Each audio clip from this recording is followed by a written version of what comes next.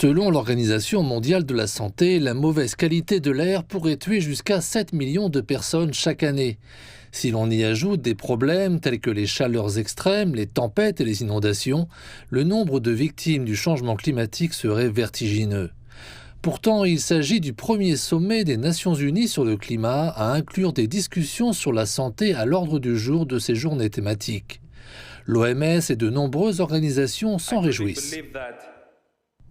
Je crois vraiment que la santé peut changer la donne en matière d'action climatique parce qu'elle concerne tout le monde. Notre dépendance au pétrole, au gaz et au charbon n'est pas seulement un acte de vandalisme environnemental. Du point de vue de la santé, c'est un acte d'autosabotage.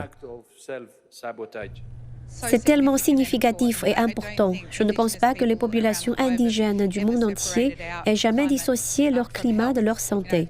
Si le climat est bon, elles sont en bonne santé. Pour nous, c'est une reconnaissance de notre mode de vie et de ce que nous avons fait. L'un des objectifs de cette conférence est d'inclure des actions en faveur de la santé dans les contributions déterminées au niveau national. Il s'agit de s'assurer que non seulement les établissements de santé économisent de l'énergie et réduisent leurs émissions, mais aussi d'évaluer et de mesurer régulièrement les progrès en matière de climat sur la base des vies humaines sauvées et des problèmes de santé auxquels elles sont confrontées. Nous avons reçu 123 engagements de pays prêts à signer la déclaration sur la santé. C'est un pas de géant dans la bonne direction. Je continue à demander à beaucoup d'autres de signer. Lors de la COP28, je vous demande de saisir l'occasion de faire une réelle différence pour la santé de millions de personnes dans le monde. Je pense que le comportement des nations à l'égard du climat doit commencer par les services de santé. Il faut établir un plan et bien sûr penser également au personnel de santé. Car lorsque ces résultats s'aggraveront en raison du climat, ce sont les hôpitaux qui devront y faire face, comme nous l'avons vu dans le cadre de la Covid. Ils seront en situation de stress et nous devons donc planifier dès maintenant.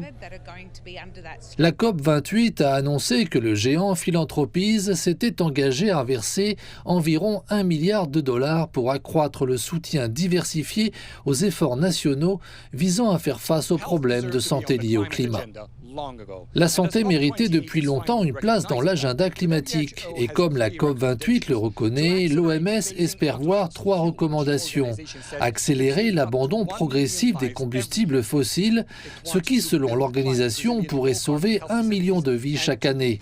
Elle souhaite mettre en place des systèmes de santé à faible émission de carbone et résistants au changement climatique et augmenter les fonds alloués au secteur de la santé pour lutter contre le changement climatique.